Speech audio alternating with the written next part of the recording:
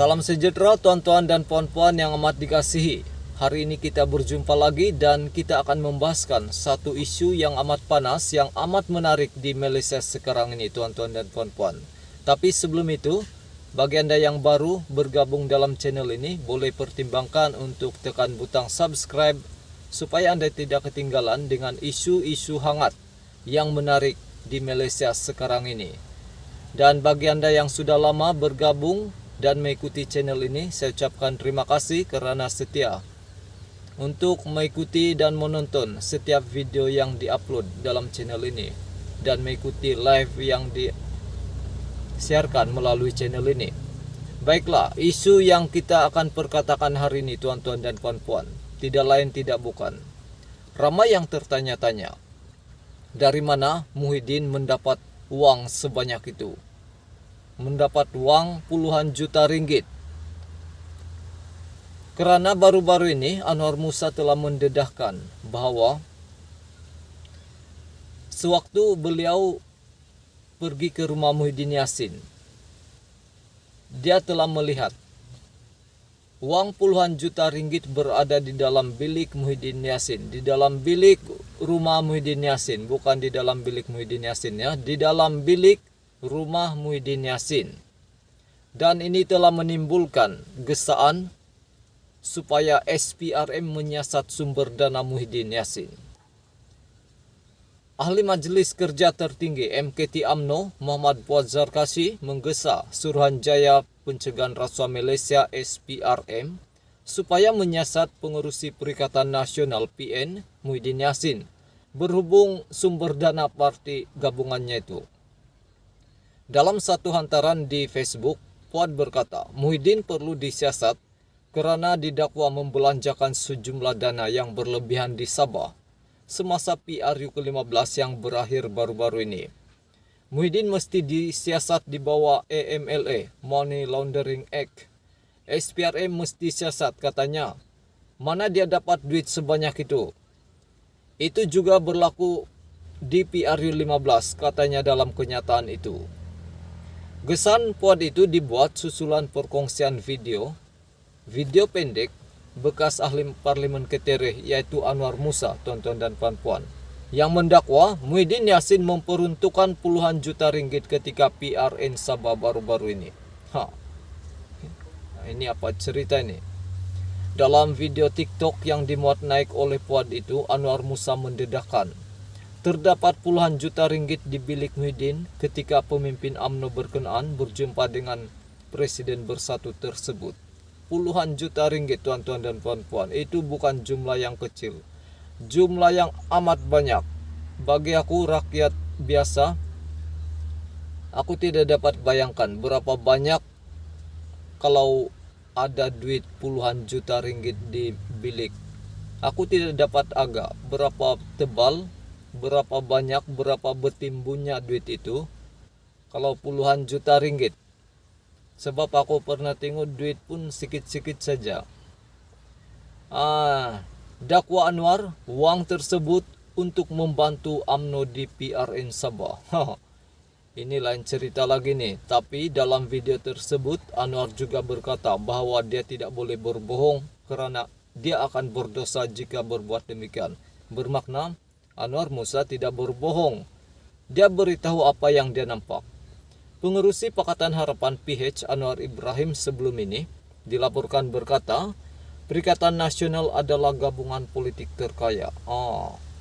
Perdana Menteri baru kita, Datuk Seri Anwar Ibrahim mengetahui bahawa gabungan politik terkaya. Perikatan Nasional adalah gabungan politik terkaya. Kenapa? Katanya di sini, sebab menerima projek bernilai berbilion ringgit semasa pandemik COVID-19.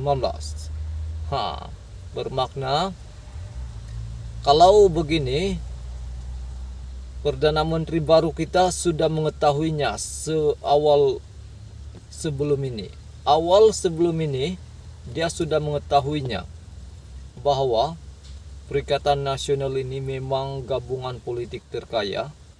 Kerana ini, sebab mendapat projek yang bernilai berbilion ringgit semasa pandemik COVID-19. Jadi tidak mustahil tuan-tuan dan puan-puan, dan sudah pasti case ini tidak akan dibiarkan begitu saja. Pastinya Perdana Menteri kita akan menyiasat dari mana dana politik, dari mana kekayaan, dari mana duit yang Muhyiddin Yassin gunakan itu, supaya sumbernya kita ketahui dari mana. Tetapi pastinya Perdana Menteri kita akan menggunakan atau menjalankan siasatan mengikut saluran yang betul, dan SPRM boleh bertindak dalam hal ini. Muhyiddin dalam reaksi spontannya menolak dakwaan Anwar bahwa ia adalah gabungan politik terkaya. Muhyiddin Yassin masih coba untuk menafikan. Bekas Perdana Menteri itu juga berkata Perikatan Nasional hanyalah sebuah gabungan baru yang tidak mempunyai banyak sumber. Ya, kalau mengikut logik pun Perikatan Nasional itu memang belum layak untuk mendapat atau dapat kumpul duit sebanyak itu. Karena gabungan itu gabungan yang baru dan baru beberapa lama saja mereka memerintah. Memang mereka tidak mempunyai banyak sumber. Tetapi itulah yang menjadi persoalannya. Dari mana Muhyiddin mendapat duit sebanyak itu? Sebelum ini, Ketua PH Melaka Adlizari juga berkata gabungan itu akan melancarkan siasatan terhadap dakwaan kerajaan Presiden Bersatu Muhyiddin Yassin membelanjakan Rp500 bilion semasa pandemik COVID-19 jika ia memenangi pilihan raya umum. Sekarang ini Pakatan Harapan sudah memerintah karena kerajaan perpaduan ini sudah diterajui oleh Anwar Ibrahim, Datuk Seri Anwar Ibrahim. Jadi sekarang ini Muhyiddin Yassin memang akan berdepan dengan siasatan terhadap kes ini. Siasatan terhadap isu yang begitu tular di Malaysia sekarang ini. Apalagi kalau bukan tentang puluhan juta ringgit ini dan tentang perbelanjaan Rm500 bilion ini yang telah dibelanjakan sewaktu pandemik COVID-19. Jadi semua ini akan disiasat dan siasatan ini akan dijalankan. Sudah pasti akan dijalankan oleh SPRM, tuan-tuan dan puan-puan. Cuma kita belum tahu bila siasatan ini akan dimulakan, tetapi yang perlu kita tahu sudah pasti Pakatan Harapan sebelum ini sudah mengatakan bahwa kalau mereka menang, case ini akan disiasat. Jadi Muhyiddin Yassin memang akan disiasat. Itu yang aku ramalkan, tuan-tuan dan puan-puan. Dan tidak salah juga untuk kita meramalkan tentang itu, karena case ini memang perlu disiasat. Kita perlu tahu dari mana duit yang diperolehi oleh Muhyiddin Yassin, terutama yang ada di rumahnya yang dikatakan oleh Anwar Musa. Jadi kita akan sama-sama nantikan adakah SPRM akan menyiasat Muhyiddin Yassin secepat mungkin ini.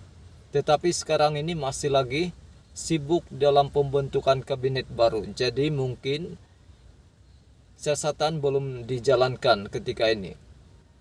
Tetapi yang pasti, case seperti ini kita akan gesa dan menggesa terus-menerus supaya akan diambil perhatian oleh SPRM.